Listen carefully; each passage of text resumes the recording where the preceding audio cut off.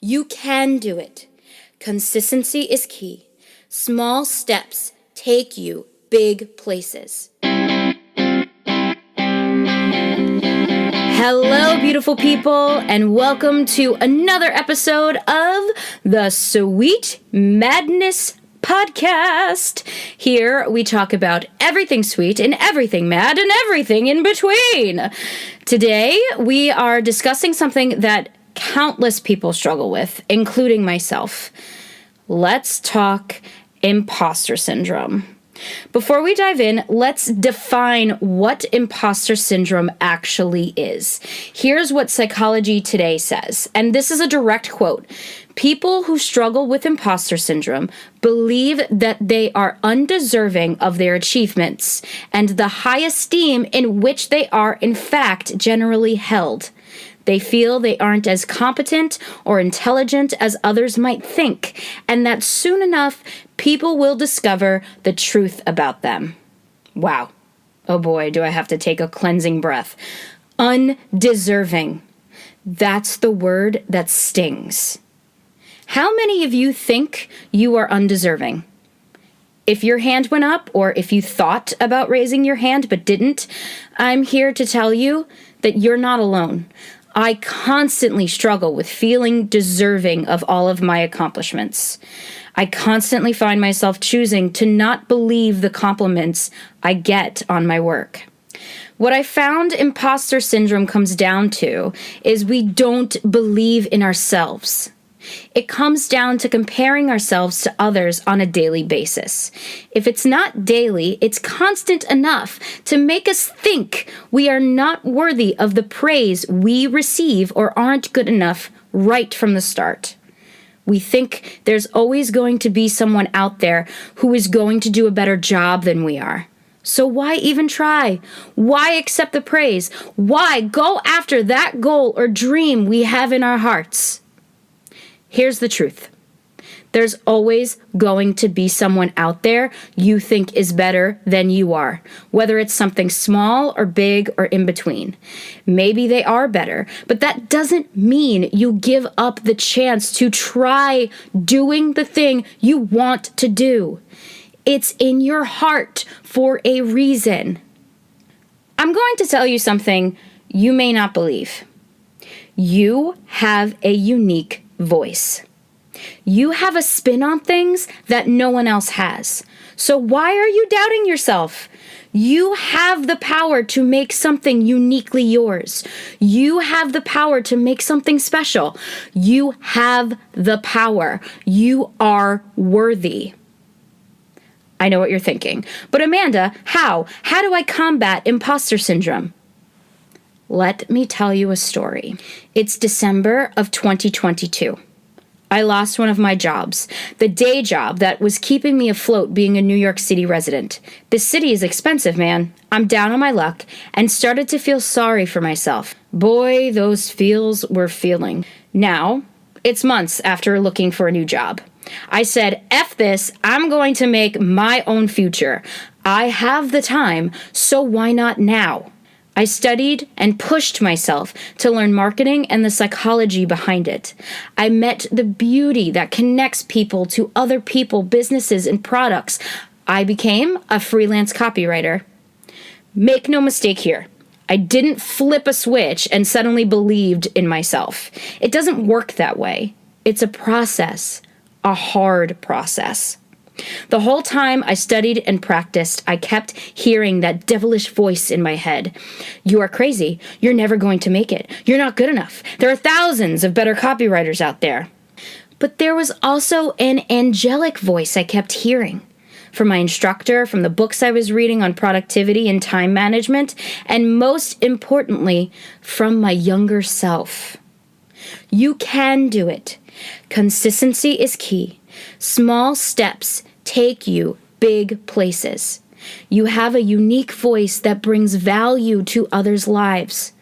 So what did I do? I started incorporating this simple sentence into my nightly journal practice. You are worthy. I started listening to guided meditations that focused on self-love and worthiness. Before I knew it, and by that I mean months of inner work, I was better with compliments and kudos.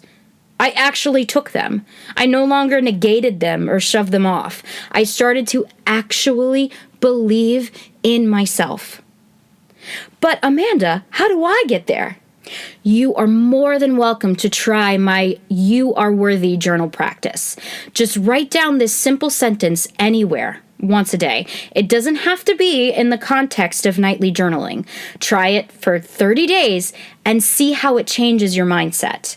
This is what it all comes down to, guys. Mindset. Feel free to try guided meditations, but if that's not your vibe, try this. Pick one thing you've always wanted to do. Just one.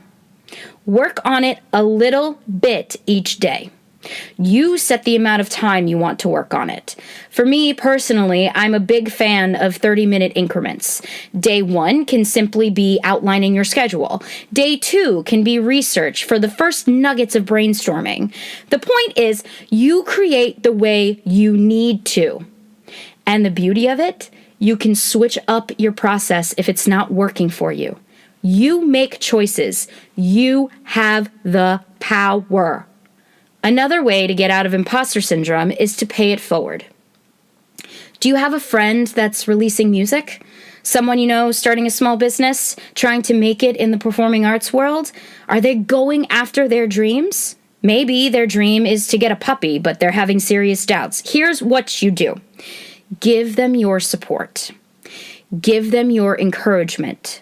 Like their posts on social media, share their stuff, send messages of affirmation. This will not only help them if they've got the imposter syndrome blues, but it will turn that nugget of darkness you're thinking about yourself into a bright ball of sweetness. There is nothing more sweet than the sense of camaraderie and community for humans. We thrive on it.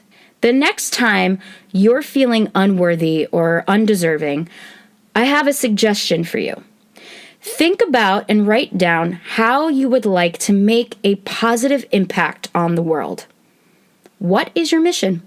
What is your goal? Ask yourself, how can I contribute to this world in this lifetime? That's what I do when I suffer from setbacks. I get back to my purpose.